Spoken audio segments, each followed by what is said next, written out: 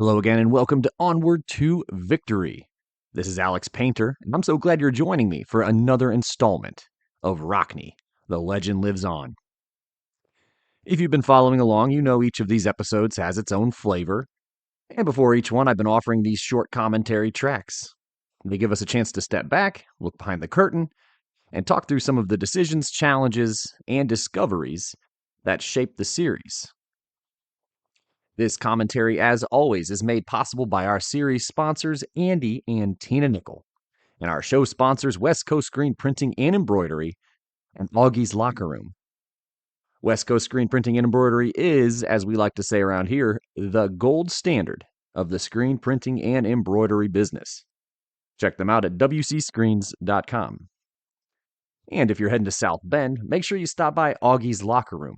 It's your home for one-of-a-kind Notre Dame memorabilia and gifts with a museum-like atmosphere, curated by my pal Augie. Okay, in my notes here I have the challenge of episode 6, which is the truth, but by this point in the series, the episodes did become much more challenging to put together, and the one you're about to hear, episode 6, was no exception. At various points, there's simply so much going on that the pace feels downright frantic. My collaborator Andy Nickel and I found no shortage of material here. If anything, the real challenge was narrowing it all down into one narrative that people would still find compelling to listen to. And I mean that in the sense of not wanting to overwhelm a listener with detail or minutia. But Notre Dame football had taken off like never before. And the program was making the university sums of money it could never have dreamed of in the decades prior. And this is also the moment when fame truly found Knute Rockne to the point where he had transcended just beyond the college football circles. His name was everywhere. He had become a bona fide national star, and his image was used to sell all sorts of products, and his every move seemingly made headlines. So, as a writer and a researcher, that actually made this episode more difficult. Again, striking a balance among all this action wasn't easy, and I'm sure you'll sense that intensity in the way that the episode moves. But during this stretch, kind of light spoilers here, Rockne signed a lucrative 10-year contract in 1924, as covered in the last episode. But he flirted with defecting not once, but twice. He began lobbying hard for a new stadium. He made the decision to formally convert to Catholicism. In a time when broader social context tells you many people outside of Notre Dame would not have cared for that at all. Oh, yes, and the team officially adopted the Fighting Irish moniker. And keep in mind, this is all mostly just in 3 years 1925, 1926, and 1927. But despite piling up wins during this period, it was also when Rockne suffered what might be considered his biggest coaching blunder. I won't spoil it, but in one particular game, an opposing coach used motivational tactics, and these were tactics that you might normally expect to come from Rockne himself to befuddle the Irish. It was a rare moment where Rockne was outfoxed. It stands out because such instances were so few and far between. Another point that emerges in this episode is Rockne's role as an innovator beyond the field. As you'll learn, he was an early proponent of coaching camps, something that remains a staple of the sport today. It's a reminder that his influence wasn't just on his players, but on the entire coaching profession. And as mentioned, there's the financial side. Rockne's presence at Notre Dame during these years can still be felt very tangibly on campus. So many of the capital improvements to the University of Notre Dame of the 1920s, buildings, facilities, infrastructure, were financed by revenue from his football program, which actually caused quite a push and pull between Rockne and the administration. But some of those structures are still central to Notre Dame's identity today, making Rockne's impact very visible nearly a century later. So as I researched this episode, I kept coming back to a quote by Jack Newcomb, who once said that, quote, "Marriage to Knute Rockne was like being attached to a human tornado," end quote. That description really stuck with me because it so perfectly captures the whirlwind of energy and momentum surrounding Rockne during these years. Again, the pace was frantic. And that's exactly what this episode felt like to assemble sometimes. I remember I told Andy once, boy, there is a lot of action in this one, but it was like trying to capture a tornado on paper. So many moving parts, all happening mostly at once, and all of it's significant. So episode 6 drops us right in the middle of Rockne's rise as both a coach and a national celebrity. The wins were plentiful, the money was flowing, the fame was intense. And in the middle of it all, Rockne was human enough to have a stumble or two. His story during these years is one of relentless motion, of innovation, of mistakes, triumphs alike. So, at any rate, I hope you enjoy episode 6, and I look forward to sharing more with you as we continue. Rockne, the legend lives on.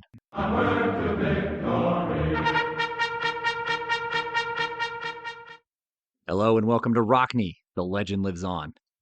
I'm your host, Alex Painter, and during this series, we're going to cover the amazing life and legacy of Knute Rockne.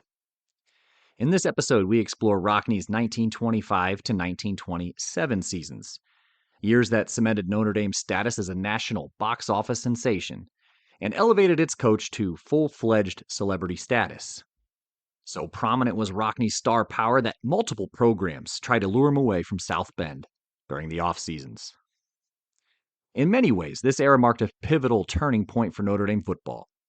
Under Rockne's leadership, the program adopted a more modern identity, solidified its now iconic nickname, ignited a defining rivalry, and helped usher college football into the high-stakes, business-driven era that was fast approaching.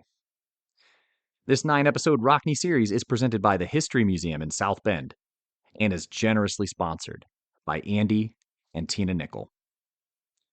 Episode 6, Rockne, the head coach, Part 3.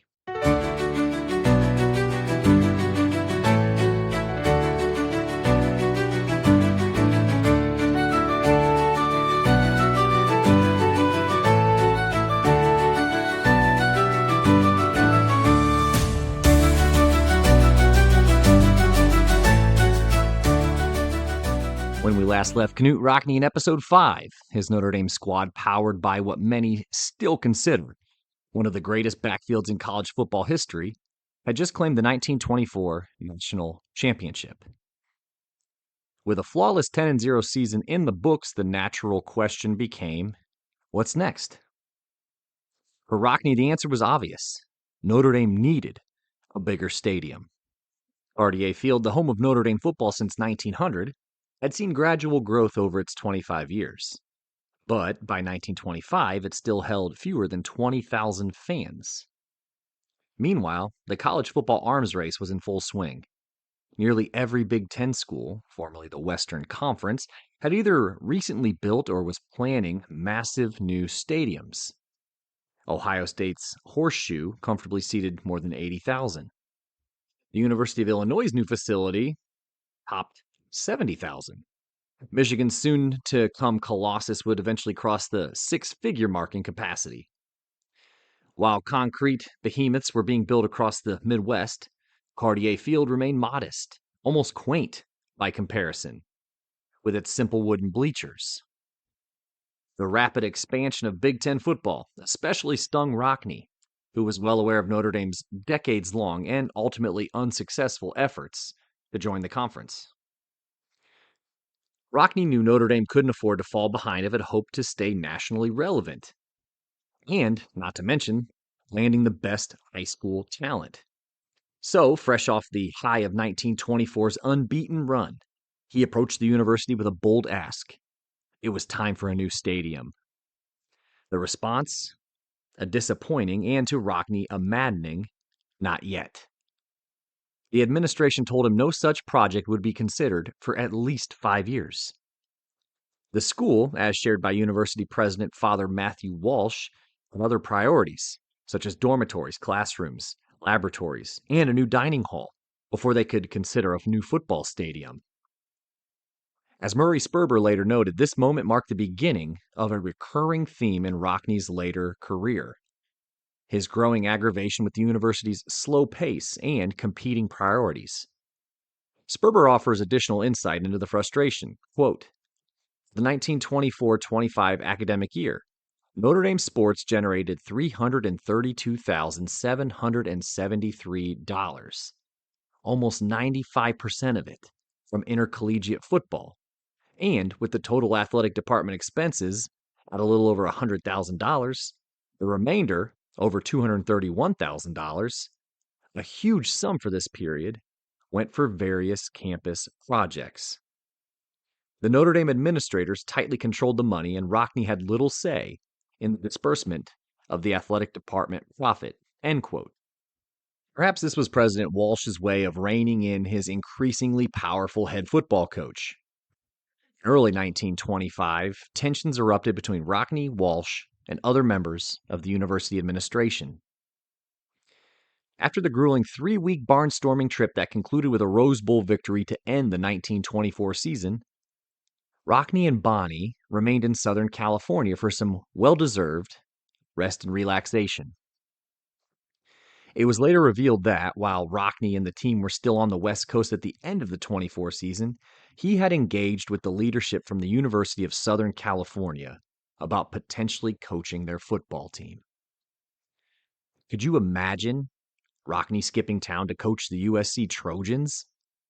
Well, it very nearly happened. Per Jim LaFay, quote, Bonnie Rockne had fallen in love with Southern California. The sunny days, soft breezes, comfortable nights, open spaces, and orange groves all spoke to a more relaxing existence than back in the cold, snowy, sometimes stark South Bend. Here, kids could easily play outdoors year-round, with plenty of activities from which to choose. For Knute, now a celebrity himself, the idea of being around the movie stars and other notables had a certain appeal. And when they were taken on a tour of the recently constructed Colosseum, its columns and arches mimicking its Roman namesake, its huge field surrounded by nearly 76,000 bleacher seats, the Rocknes were all but sold. LaFay continues, Southern Cal was willing to meet a number of conditions and make Rockne a relatively wealthy man. This was vastly different from some of the other schools who had approached him. Northwestern, Iowa, Carnegie Tech, most of these were trial balloons being floated by school officials, hoping to get a read on Rockne's willingness to leave South Bend. End quote. Unfortunately for the Rocknes, but highly fortunate for the University of Notre Dame, the job offer leaked to the press in mid-January 1925, which caused quite a stir and ample embarrassment for Rockne.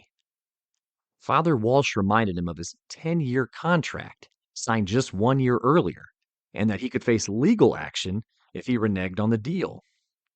Sheepishly, Rockne wrote USC to share, quote, I am quite sorry that the publicity got out the way it did, and it now has me in quite bad with a number of the alumni, end quote.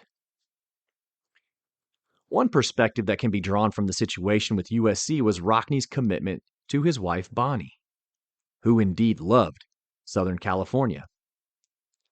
Author Jack Newcomb described what being married to Coach Rockne must have been like. Quote, during the football seasons and the heavy rounds of banquets which followed, marriage to Knute Rockne was like being attached to a human tornado. He was always in motion. He was a one-man athletic department, arranging schedules, selling tickets, handling equipment, and appeasing the economically minded administrators down the hall from his office in the main building, end quote. Something that the school administration couldn't stop was Rockne scheduling an annual game with the University of Southern California, which would later bloom into one of college football's biggest gridiron rivalries. Bonnie Rockne, who would attend all of the team's home games and at least one away game each year, must have been elated with the annual matchup. I have a sense that not many know about this chapter of that particular turf war. Though the episode was something of an embarrassment for Rockne, the rumors about him considering the USC job, and similar whispers before, wouldn't be the last time he explored opportunities with other universities for a head coaching role. As author Andy Nichols shared in his work, Men, Moments, and Myths, quote, Rockne's maneuvers had backfired.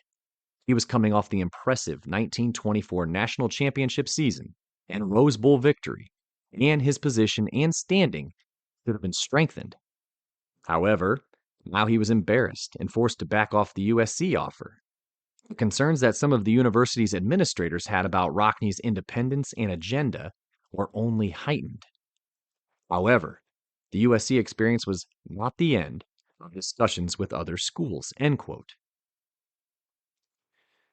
The 1925 Notre Dame team, which was captained by end Clem Crow, took a decided step back in the win-loss columns for the hugely successful 1924 campaign, as they logged a 7-win, 2-loss, and 1-tie record. However, the 2 losses were blowout ones at the hands of Army and Nebraska. The Nebraska game turned out to be particularly contentious. After allegations of academic laxness were lobbed at Rockne and the Notre Dame program by the Nebraska press, one reporter even saying, quote, "I have never been quite able to forget about the case of George Gipp, who was ineligible one week and given the stamp of approval the next week," end quote. To which Rockne replied, quote, "In these days of the Ku Klux Klan, there are bound to be a lot of malicious lies carried around the country. Anybody in Nebraska can make the trip here and go through our records.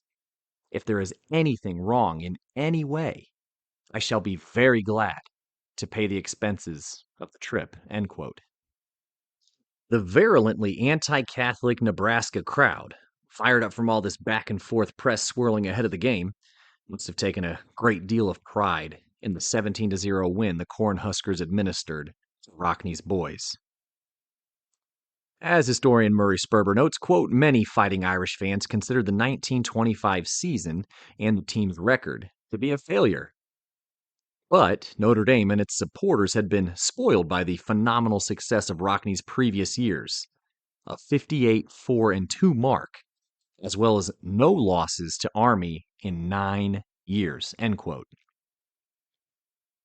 Despite a bit of an underwhelming season relative to the high expectations around the Notre Dame football program in 1925, something else of major consequence also occurred during the season.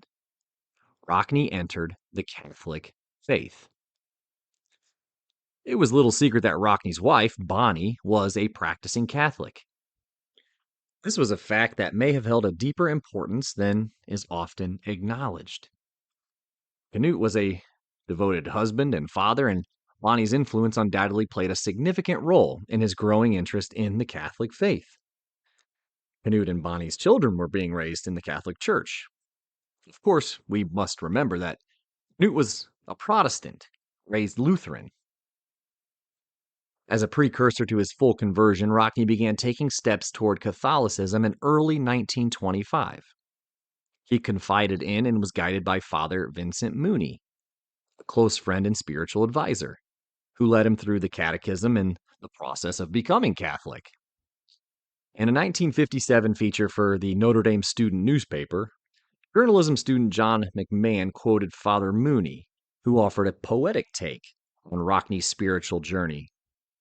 Father Mooney said, quote, "Rock learned his religion by knowing football.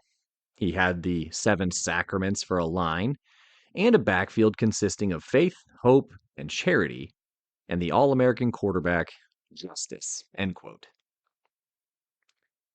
But it wasn't just personal relationships or private study that moved Rockne. He once shared a telling reflection that revealed how much his players' faith impacted him. Quote, "I used to be impressed by the sight of my players receiving Holy Communion every morning, and finally I made it a point to go to Mass with them on the morning of a game. I realized that it appeared incongruous when we arrived in town for a game for the general public to see my boys rushing off to church as soon as they got off the train, while their coach rode to the hotel and took his ease. So, for the sake of appearance, if nothing else, I made it a point to go to church with the boys on the morning of the game," end quote. Ultimately, Rockne was baptized into the Catholic Church on November 20th, 1925. Word spread, and a few of his players asked to be present for the ceremony. Rockne, characteristically direct, declined with a mix of humor and humility. "So, they want to be at my baptism," he said. What do they think this is, a three-ring circus? Tell them to go home and say their prayers. And so, with his sponsors and neighbors, Tom and Kate Hickey at his side, who also served as godparents to Knute Jr., Rockne was baptized that day in the log chapel on Notre Dame's campus. The only ones present were Coach Rockne, Bonnie, the Hickeys, and Father Mooney. The following day, he received his first communion, for his team took on Northwestern at Cartier Field. This merits a quick pause to talk about Rockne, the motivator, which will come up again and again later in this series. Halftime of the 1925 game against Northwestern. The Irish are down 10-0 at the half. Rockne was absolutely fuming. Reportedly, according to All-American tackle Joe Boland, Rockne burst into the locker room, absolutely irate. "Fighting Irish, you call yourselves. You look like a bunch of peaceful Swedes to me." Rockne took every game against the Big Ten as a must-win, knockdown, drag-out affair, and he was not happy with his team's first half performance. Maybe this game doesn't mean much to you, but it means a lot to me. I'd rather win it than any other games this year. Someday you may be able to have the honor of dandling your grandchildren on your knees and telling them you were the first Notre Dame team that ever quit. I'm through with you. I'm going to sit in the stands for the second half. At that point, Rockne turned to his assistant, former player of his, Hunk Anderson, and said, "You take over, Hunk." And Rock stormed off. Once more, purportedly, his players, sufficiently now juiced up, shot out of the locker room and proceeded to bludgeon Northwestern in the second half and win the football game 13-10. Having just received his first sacrament of Holy Communion earlier in the day, to reiterate a previously used phrase about Coach Rockne, he was like being attached to a human tornado. Now you're going to hear one of Coach Rockne's most famous locker room pep talks, although it's not the one that he said to the boys at the halftime of the Northwestern game. It will give you a sense of the intensity and the passion that he brought to these orations. Enjoy. And when we get it, boys, that's when we go on offense. That's when we go to them. And don't forget we're going to pick on one tackle that's on this week. We're going inside them. We're going outside them. Inside them and outside them. And when we get them on the run once, we're going to keep them on the run. And we're not going to pass unless our secondary comes up too close. But don't forget, man, we're going to get them on the run. We're going to go, go, go, go. And we aren't going to stop until we go to that goal line. Don't forget, man, today's the day we're going to win. They can't lick us, and the left out of the goal. The first whistle of the man win there. And fight, fight, fight, fight, fight. What do you say, man? As we've discussed in earlier episodes, Rockne's conversion to Catholicism came during a time when anti-Catholic sentiment remained widespread in many parts of the United States. For a public figure of Rockne's stature to convert to Catholicism was not only deeply personal, but it was also, at least in some eyes, a bold act. It's worth noting that Rockne was not the first Protestant or non-Catholic to serve as head coach of the Notre Dame football team. At the turn of the century, Frank Herring and his predecessor, Jess Harper, both held the position despite not being Catholic. In fact, at times, the university saw the hiring of a non-Catholic coach as strategically beneficial. It was believed that such hires might ease tensions or help with scheduling games against institutions that may have harbored anti-Catholic biases. Rockne, however, was unique in that he became the first and only Notre Dame head coach to convert to Catholicism while still serving in the role, a distinction that would stand for nearly a century until Marcus Freeman's conversion in 2022. Is it possible that Rockne's baptism and First Communion may have also served to ease lingering tensions between him and the university's leadership? After all, the previous offseason had dealt a blow for Rockne's public image, and this personal and spiritual step may have helped mend some fences on campus. That goodwill would be tested once more during the 1925 offseason, which saw renewed tensions between Rockne and university leadership, complicated by further interest from yet another school hoping to lure him away. During the 1925-26 offseason, A similar situation occurred as the previous one. Columbia University was prepared to offer Rockne $25,000 a year for a 3-year contract to coach their football team.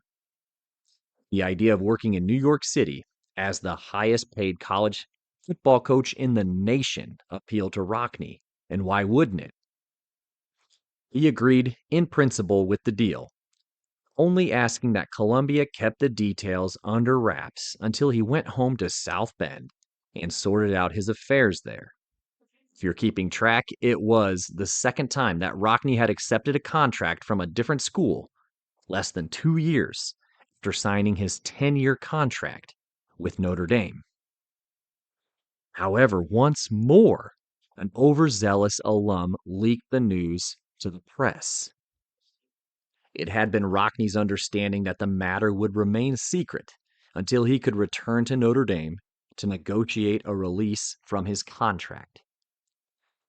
Notre Dame president Father Matthew Walsh and the rest of the university leadership was none too pleased with Rockne.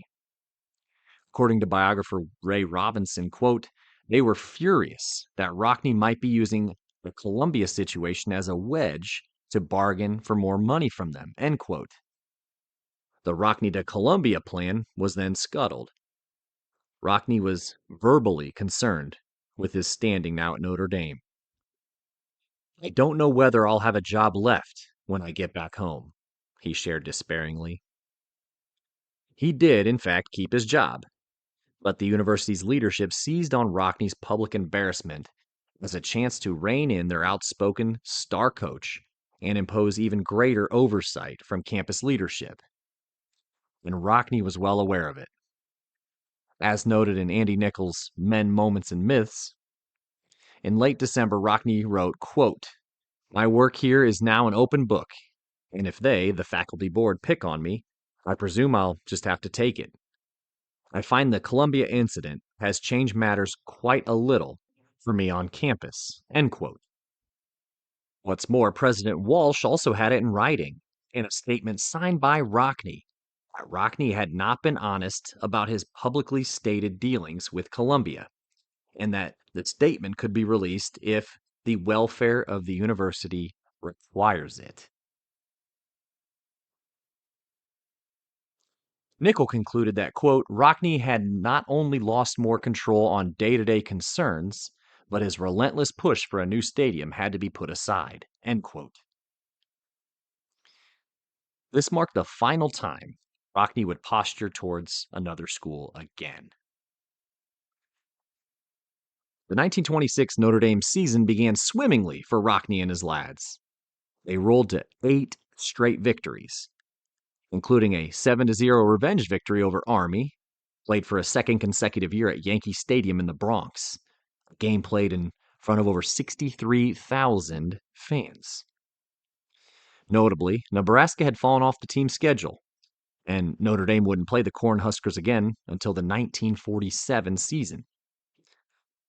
By the time Notre Dame had played those 8 games, Rockne could take pride in having knocked off 3 Big Ten foes, Minnesota, Northwestern, and Indiana. The penultimate game of the 1926 season, scheduled for late November against Carnegie Tech in Pittsburgh, was once again held at Forbes Field. It would ultimately stand as the biggest coaching blunder of Rockne's career.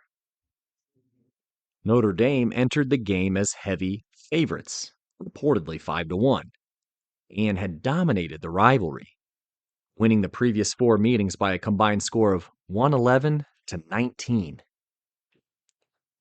With some nudging from Christy Walsh, who represented Rockne and was arguably the first true super agent in sports, Rockne chose to skip the trip to Pittsburgh and instead traveled to Chicago to attend the Army-Navy game.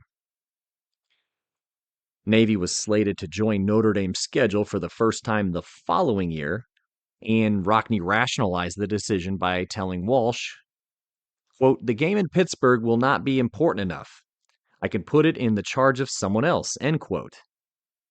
According to the Carnegie Alumni magazine, rumors even circulated around South Bend that Rockne planned to leave his first-string players at home to rest up for the showdown with Southern California the following week.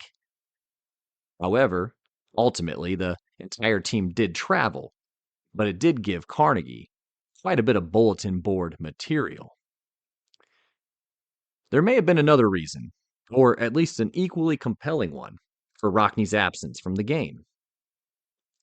Stanford's legendary coach, Pop Warner, and Yale's Tad Jones were also expected to be in Chicago that weekend, and Walsh saw the gathering as a perfect chance for a high-profile photo opportunity. It was later revealed that all three coaches had been paid to write newspaper columns on the Service Academy Clash and to collaborate on selecting their All-American team. So, as Rockne went west to Chicago, he left his assistant Hunk Anderson in charge to head east to Pittsburgh. Carnegie's head coach Walter Steffen, who was only employed on a part-time basis, mind you, used the situation expertly to give his players a little extra juice ahead of the game. "Men," Steffen shared, "Knute Rockne thinks you so poor as football players that he's starting his second string against you, and he's so sure he'll win, he's not even here. He's in Chicago, watching Army and Navy play some real football." So, while Rockne was taking in the game between the service academies, the unthinkable news reached him. His team had been upset by Carnegie Tech by a 19-0 score, a game that newspapers hailed as the greatest upset of the year in college football. Reportedly, some newspapers even refused to print the score when it first came across the wire, assuming that it must have been a mistake. Others held off until they could confirm the result, unable to believe it was accurate without verification. Still to this day, it is considered one of the greatest upsets in college football history. Rockne's absence from the game was noted in newspapers across the country, and the misstep dealt great embarrassment to the team and their coach. Hunk Anderson was allegedly distraught after the game. He had followed Rockne's game plan to a T. The San Francisco Bulletin wrote in early December, quote, "Mention a Carnegie library or a Carnegie anything else to a Notre Dame man, and he will see red, vermilion, and scarlet mixed." Unquote. Rockne, once more embarrassed by the setback, but ever resilient, rallied his team for their season finale against USC in Los Angeles. In a tense, hard-fought battle, the Irish narrowly secured a 13-12 victory, thanks in large part to Rockne's bold decision to put fourth-string quarterback Art Parisian into the game late. Called off the bench at a critical juncture of the game, Parisian led the game-winning touchdown drive. After the public embarrassment of the previous week, Rockne was clearly eager to work some magic and pull a rabbit out of his coaching hat. Adding a bit of Hollywood foreshadowing to the matchup, a young, towering offensive lineman named Marion Morrison suited up for the Trojans that season. He would soon leave football behind and head for the silver screen. He reinvented himself under a name that would become iconic: John Wayne. The Stars were often present for the Notre Dame Southern California games. Present for the pregame festivities the following year, in 1927, included a pair of New York Yankee greats and recent World Series champions in Babe Ruth and Lou Gehrig. A rather famous photograph exists of the duo with Rockne and Pop Warner. Ruth is wearing a Notre Dame sweater, Gehrig a Southern California one. This photo opportunity was undoubtedly goosed along by agent Christy Walsh, who not only represented the pair of Yankee stars, but again, Rockne himself. So just a quick stop-off. We'll talk more about the Subway alumni in the next episode. But all of Rockne's national travel and brand building was already paying off in a big way. Prior to the 1920s, most Notre Dame fans and supporters were Catholic, and likely from the Midwest. But Rockne and his team were beginning to broaden that base. As Murray Sperber noted, they began to, quote, attract increasing numbers of non-Catholic supporters, end quote. Like the most successful baseball team of the period, the New York Yankees, many sports fans simply loved Notre Dame's winning record and style. As reporters later observed, quote, there's little doubt that these were the era's two most popular teams, and each team was led by the country's most dynamic personalities of the time, Babe Ruth and Knute Rockne, end quote. With the win, Notre Dame finished the 1926 season at 9-1 and was ranked third in the nation by the relatively new Dickinson system, which had emerged as an early method of selecting the national champion in college football. The 1927 season, Rockne's 10th as head coach, brought several major developments, both for him personally and for the Notre Dame football program. Most notably, 1927 marked the year the university officially adopted the nickname Fighting Irish for its athletic teams. As we've discussed, the name had circulated informally in the newspapers for years. Notre Dame teams had long been labeled with a mix of nicknames, some of which were affectionate, others were outright derogatory. University officials preferred terms like the Gold and Blue or the Notre Damers in school publications. Rockne's teams were also frequently dubbed the Ramblers or the Rovers due to their extensive travel schedules, as the school magazine shared, which was, quote, an unusual practice in an era before commercial air travel, end quote. The alliteration of Rockne's Ramblers or Rockne's Rovers made headlines come by much easier as well. But the nickname, the Fighting Irish, remained polarizing.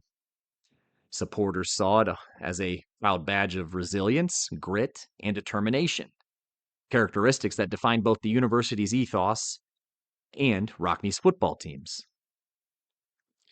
Some connected it to the storied Irish Brigade of the Civil War, whose chaplain was none other than Father William Corby, a former president of the university. Though Notre Dame's founder, Father Sorin, was French, a significant portion of the Holy Cross priests and a large percentage of the students were Irish immigrants or their sons. Still, not everyone embraced the name. Even then, critics argued that Fighting Irish reinforced negative stereotypes, conjured up images of drunken brawlers and street fighters. But in 1927, Notre Dame made it official. They would claim the label and wear it with pride. University President Father Walsh declared, quote, university authorities are in no way averse to the name Fighting Irish as applied to our athletic teams. I sincerely hope that we may always be worthy of the ideal embodied in the term Fighting Irish, end quote. Secondly, 1927 is when Rockne really doubled down on his efforts to capitalize on his popularity in terms of endorsement deals. Rockne's ventures off the field were nothing new by 1927. In fact, as early as 1922, he had teamed up with the enterprising Christy Walsh to ghostwrite syndicated newspaper columns under his name, as part of a broader effort to expand his national profile. Walsh, who was a true pioneer in sports marketing, would go on to represent some of the biggest names in baseball, including Gehrig and Ruth, as well as Ty Cobb and Walter Johnson. Starting as a ghostwriter, Walsh quickly evolved into the first modern sports agent, blazing a trail for athlete endorsements. He had even persuaded the famously shy Gehrig to appear in ads for Camel cigarettes and Aqua Velva, and helped make him the first athlete, Gehrig that is, to have his face featured on a Wheaties box. Thanks to Walsh's relentless promotion, Rockne's national influence grew steadily. By 1925, his ghostwritten columns were appearing in over 50 major newspapers across the country. At a substantial sum at the time at that. Between 1925 and 1926, once more, per Andy Nickel, Rockne brought in $17,000 from lending his name to Walsh's columns. The partnership not only boosted Rockne's income, but solidified his status as a household name in American sports during the purported Golden Age. Meanwhile, Rockne was also planting seeds in the coaching world. Throughout the early 1920s, he hosted popular coaching clinics at the Culver Military Academy, a scenic, prestigious school nestled along Lake Maxinkuckee in northern Indiana. In 1927 and beyond, things ramped up even more. Rockne partnered with Wisconsin basketball coach W.E. Doc Meanwell to run coaching schools for both burgeoning football and basketball coaches across the country. The Rockne Meanwell School was wildly successful. They'd run at various locations nationwide, with each coach making guest appearances at each camp.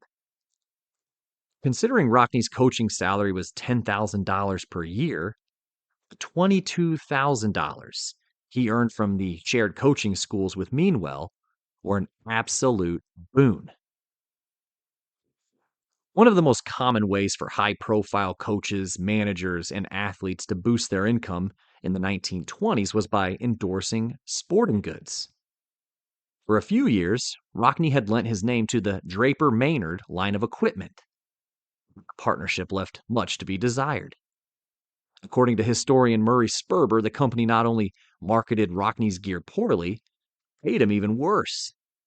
In 1925, for example, Draper Maynard sold nearly 800 pairs of Rockne-branded football pants, yet paid him a paltry $276 in return. By October of 1926, sales had climbed to about 4,400 units of Rockne-branded pants, helmets, and shoulder pads. Yet, the check they issued to Rockne totaled just over $1,600.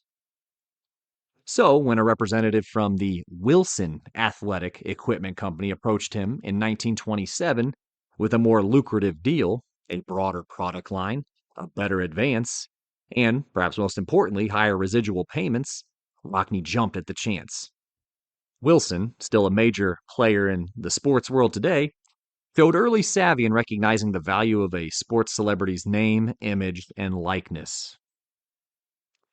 The first clause of their 1927 contract made that intent mistakenly clear. Quote, Rockne does hereby grant unto Wilson the exclusive right and license to manufacture, sell, and advertise footballs, football helmets, football shoulder pads, football kidney pads, football pants, football shoes, football knit goods, and any other items of football equipment identified by name, facsimile signature, initials, and or portrait of said Rockne and or nickname, which hereafter may be popularly applied to said Rockne, end quote. Though the agreement is wrapped or was wrapped in layers of legal language typical of the time, Wilson's intent was unmistakable.